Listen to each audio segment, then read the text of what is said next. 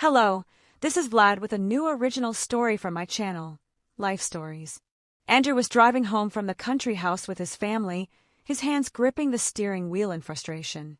His son, Dennis, who was already pushing 30, was flatly refusing to marry his business partner's daughter, a union that would have significantly simplified the management of their interconnected companies. Dennis hurled one unflattering insult after another at the girl and her father. "Dennis, watch your language. And Andrew, please, keep your eyes on the road," his wife pleaded. "This arguing won't lead to anything good." "Mom, can't you say something to him? Why did I even come with you too?" the son fumed. "Why should I have to get married on his orders? Am I a child? Can't I choose for myself?" "No, you can't," his father cut him off. "I need to be sure the company falls into reliable hands, not to some gold digger who will take you for everything you've got and then disappear." "Why do you assume they'll take me for everything? Are you saying that besides your precious Princess Alina, there are no decent women left on Earth? You want to bet? We can pull into the very next village, and I'll find a normal girl there and marry her." His mother and father said in near unison. Dennis calmed down, but their son had already spotted women selling milk on the roadside. "Dad, stop the car!" he yelled. Knowing what his son was capable of in a rage, his father pulled over. Dennis jumped out of the tense car and into the fresh air. The vendors immediately started chattering, praising their goods, but the young man noticed a strange sign in front of one of them and walked directly toward her. Daria, a homemaker, was sick. The day before, she felt a scratch in her throat but ignored it. Today, she woke up so exhausted that she could barely get out of bed. She had a high fever, her body ached, and her head was pounding, but she couldn't afford to rest. She had to pack a lunch for her husband, make breakfast for the family, and milk the cow. No one else could do it. Her husband, Gene, drove to his job in a nearby resort town. On the way, he would drop their daughter and son off at school, then pick up his work crew from the village bus stop. Daria was adamant that her grown daughter, Anastasia, would not learn to milk cows. She dreamed of a better life for her than the one she had. So, after seeing everyone off, Daria grabbed the milk pail and, with a heavy sigh, headed to the barn. Her husband had at least managed to clean the cowshed before work, spreading fresh sawdust on the floor.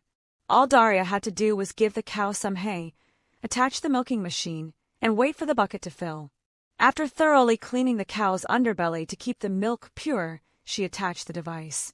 The pump switched on, and milk began to flow cheerfully through the tubes. But just then, as if on cue, the power went out across the entire village, and the milking machine sputtered to a stop. "Oh, for heaven's sake, why is everything happening at once?" Daria groaned, detaching the pail and sitting down to milk by hand. The cow, sensing her owner's weakness, decided to show who was boss. She started kicking her hind leg, trying to hit the pail. "Stop it!" Daria shouted. "I said stop, or you'll get it." The cow, whose name was Nachka, often tried to knock over the pail, which was why her husband had bought the small machine in the first place. But today, everything was against Daria. The cow finally managed to land a solid kick on the bucket. The milk, which was already half full, sloshed out in a wave, drenching Daria from head to toe. "You pig! You're not a cow!" Daria cursed, grabbing a rope from a nail. "We'll see how you kick now." She tied Nachka's leg and tail together to a wooden post, so the cow could only kick backward, not to the side. She sat down to milk again. "Lord, please let this be over soon. I don't have any strength left," she prayed, her hands working quickly. Finally, the job was done. She untied the cow and carried the pail into the house. Now she had to wash the useless milking machine, strain the milk, pour it into jars, and place them in a large basin of cold water to cool before moving them to the refrigerator. By the time Daria finally made it to bed, it was already 10 in the morning. She took a pill and fell asleep instantly. She dreamed that someone big and kind was lifting her into his arms, carrying her away from the barn to a distant, unknown land where this backbreaking labor didn't exist, and everyone was happy. In her dream, Daria walked through a marvelous garden, thinking, "No, I will never let Anastasia milk a cow. She will go to the city, get an education, marry a successful man, and never set foot in this village again. Except, perhaps, to visit her father and me. Her daughter, who would turn 17 in the fall, was in her final year of school, preparing for exams. Her parents did everything they could to ensure she didn't seem like a simple country girl. They had driven her to music school in the district center when she was younger, and now they paid for an English tutor, dreaming she would get into a good university. But that evening, Daria's husband didn't come home. His co-workers called to deliver the terrible news. He had fallen from high scaffolding and broken both of his arms. An ambulance took him, one of them said. We'll bring your car back after work. You'll have to ask someone to pick Jean up and bring him home. All right. Thank you, guys, Daria managed to say in a weak voice, her fever having spiked even higher by the evening. Oh my God, what are we going to do now? 2 months later, just as the casts were removed from Jean's arms, their daughter Anastasia graduated from high school. Her mother started preparing to send her to the city, but the girl refused. Mom, I'm not going anywhere this year. How can I leave my parents when you're not well? You're still coughing from that cold, and you get out of breath so easily. And Dad is no worker right now. I'll milk the cow. I know how. No, my dear, absolutely not, Daria insisted. If you don't go now, you never will. You'll forget everything you've learned in a year. I know how it goes. You have to study right after school, believe me. Or do you want to spend your whole life in a barn like me? Daria remembered her own youth. She hadn't gone to the city to study either, choosing instead to help her parents, who had many children. She went to work as a milkmaid on a farm, and life swept her up, leaving no time for education. Then the farm closed, and she became a simple homemaker. Meanwhile, nearly all her friends had gotten degrees, becoming teachers, accountants, secretaries. They worked in clean offices, earned salaries, and got paid vacations and sick leave. She had no vacations, only endless, thankless work. It was a dead end. After arguing with her daughter all day, Daria finally gave up. The children, Anastasia and her younger brother Stephen, were already cleaning the barn and spreading fresh sawdust. Her daughter brought the pail and connected the machine. The cow, Nachka, eyed the new young mistress with her dark, chocolate-brown eyes and flattened her ears. But she sensed the youth, strength, and spirit in the girl and didn't dare act up. Who knew? Maybe this one would smack her with something heavy. The summer passed. A new school year began, and Anastasia's classmates became university students. Only Anastasia, one of the best students in her class, remained at home to help her parents. Her father returned to his work crew, but now he did simple, low-paying tasks and earned very little. The bulk milk collectors who came to the village paid next to nothing. So, Anastasia came up with an idea to increase their income. Mom, what if we stop selling our milk to the collectors? She suggested. The highway is right there, full of cars. We could sell it for a better price. And we could sell not just milk, but cream and cottage cheese, too. No, sweetheart, absolutely not.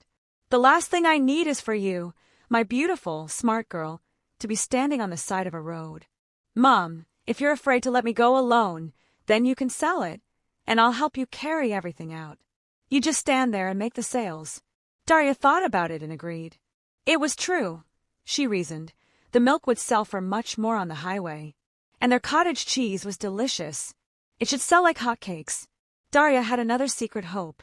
She thought that on the highway, with so many vacationers and city people passing by, she might find regular customers. And then, maybe they could start selling directly from their home. And who knows, maybe they would even find a rich husband for Anastasia. Daria made a sign, milk from our cow Nachka for our daughter's dowry. She wrote it so Anastasia wouldn't see, and tucked it at the bottom of the bag with the jars of cream and packages of cheese. She decided to sell everything pre-packaged, which turned out to be a smart move. Customers bypassed the other vendors with their open pots and ladles, but they stopped at Daria's neat jars and bought them eagerly. She always stood at the very end of a line of sellers, turning her sign to face the road so her neighbors wouldn't see it and laugh.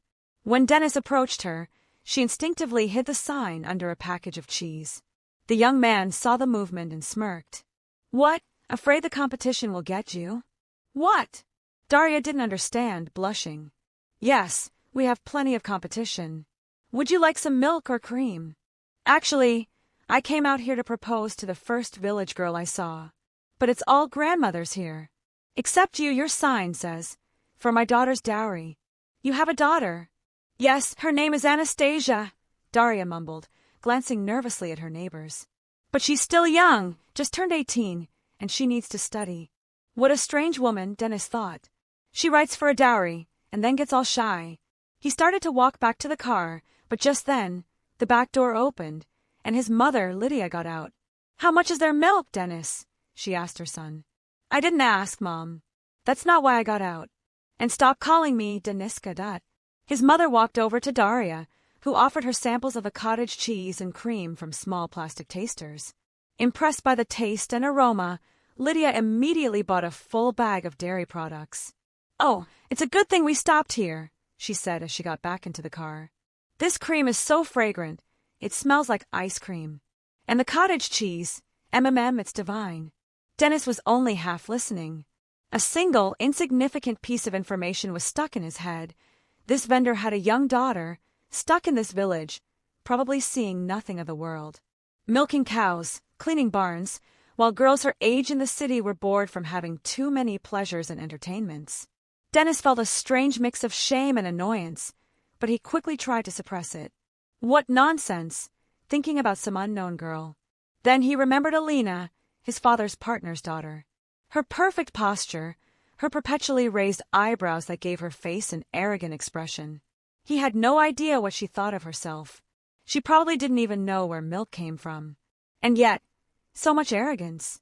He shook his head, trying again to banish the thoughts of the unknown village girl. What's the point of thinking about it? With a life like that, she probably never had time for herself, for any kind of personal development. Just a simple country girl, Dennis thought, and felt his face flush with color. It's wrong to think such things about a stranger, an inner voice told him. And Dennis immediately decided, I'll just go and meet her. What's the harm? I remember where this place is. So when Lydia expressed a desire to go back for more of the most delicious cottage cheese in the world, Dennis offered to drive her. His mother, flattered by his helpfulness, thanked him and even called him Dennis Andrew, and was in an excellent mood the whole way. However, when they arrived at the roadside stand, Lydia was disappointed. The familiar vendor was nowhere to be seen. Oh, what a fool I am! Why didn't I ask for that nice woman's name and where she lives? Lydia lamented, scanning the faces of the other sellers. Suddenly, one of them waved at her. Lydia got out of the car and walked over. I have a feeling I know who you're looking for, the woman said. The others won't tell you, she nodded toward her competitors. But I can show you where Daria's house is. So her name is Daria. That's wonderful. I must remember that, his mother bustled. Just give me a ride to the village, the vendor asked. I've just sold all my things, so I'm free. Of course, Lydia agreed, opening the back door for the woman. She settled into the car with her bags and bucket, and a faint, but distinct, smell of the cow sheet filled the car. Dennis wrinkled his nose, and the woman saw his reflection in the mirror. Yes, Sonny, it's a hard smell to get rid of. It gets so deep into your skin, you can wash in 10 waters and it will still linger somewhere. Don't worry, I'll be out soon, she reassured him. As they entered the village, the passenger pointed to a well-kept house with an extension. That's their house, the Sinelnikovs. There's a bell on the gate. After getting out of the car, she turned right and walked up a dirt road. Lydia and Dennis walked up to the iron gate. Music was drifting from the yard. The guests relaxed. The owners must be home. They pressed the button on the gate and waited. No one came. Maybe no one's here? Dennis suggested. They might have just left the radio on. The sound of the piano music did indeed resemble a radio broadcast. It was Solveig's Song by Edvard Grieg. Oh, what a beautiful melody, Lydia said dreamily. You know, I played that for my exam at music school.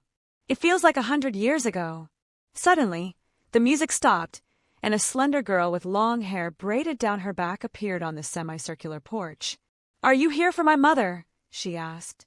Yes, hello. We're here for Daria, though we don't know her patronymic. Hello.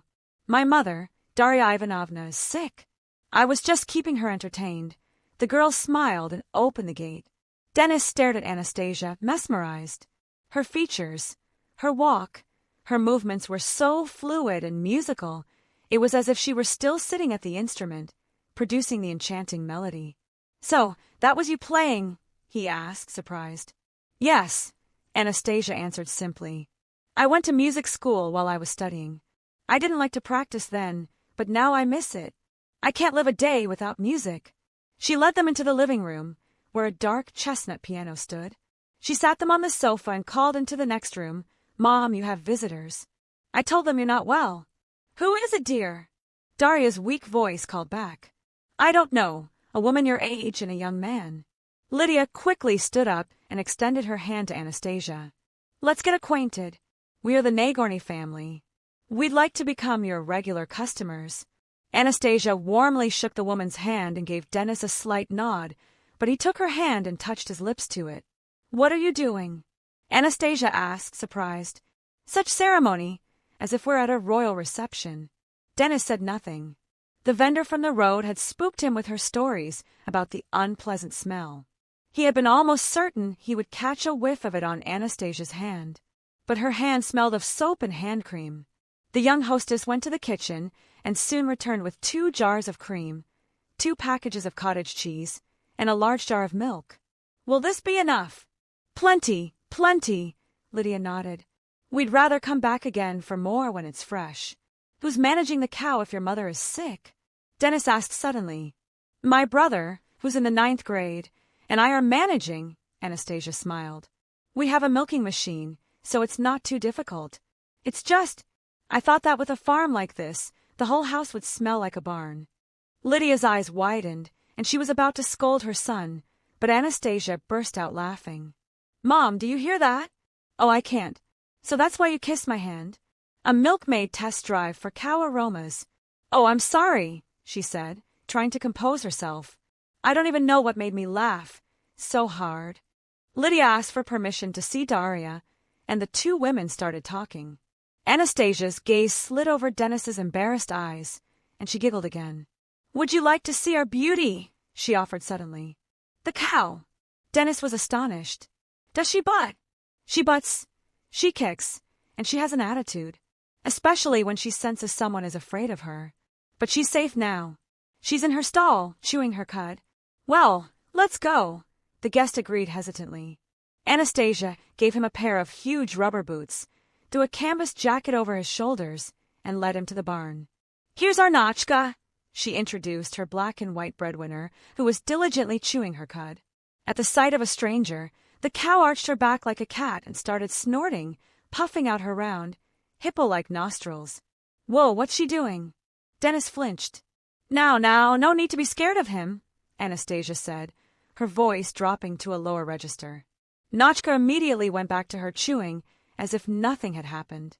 Suddenly, a soft, plaintive moo came from the side. And who's this? Dennis asked, surprised, walking over to a smaller stall. There, on a bed of dry hay, sat a small, spotted calf, a miniature copy of its mother. Oh, what a cutie! Dennis nearly squealed. Can I pet him? Of course, the girl permitted. The young man reached his hand through the wooden bars and patted the calf on the head. It jumped to its feet and quickly licked his hand. Well, now I'll have to wash my hands, Dennis smiled. It's fine, we'll go back to the house now, Anastasia reassured him. She pulled on a pair of rubber gloves from somewhere, cleaned out the stall with a hoe, sprinkled fresh sawdust, and then put the gloves away. As they were washing their hands in the bathroom, Dennis asked, So, are you planning to live your whole life in this village with a cow? I don't know how things will turn out. What would you do in my place? Anastasia asked, and told him how her mother had gotten sick, how her father had been injured, and how she had to postpone her studies.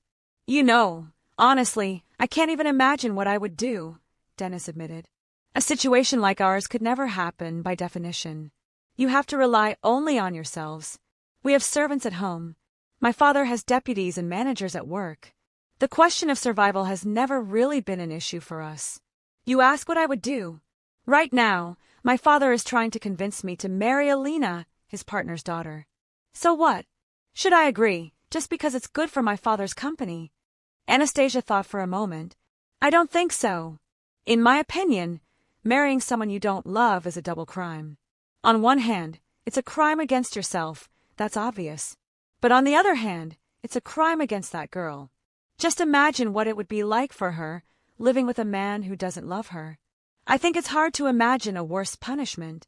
Dennis dried his hands with a soft towel and looked at her with clear respect. Anastasia, you have no idea how right you are. You've just voiced my own thoughts.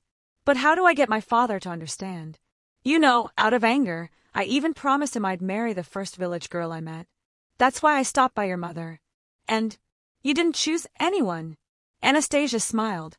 Who was there to choose? Just a bunch of middle-aged women and grandmothers. Dennis waved his hand dismissively, and Anastasia laughed again. But you shouldn't throw words around like that, Dennis, she said, suddenly serious.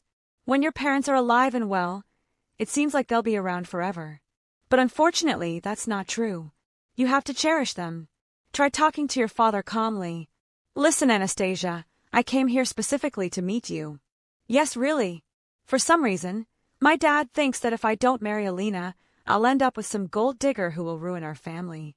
I don't know where he gets these fears, but I want to prove him wrong. So you would marry me just to prove your dad wrong? Anastasia asked. Well, that too, Dennis admitted. But the main thing is that I don't want to make several people miserable.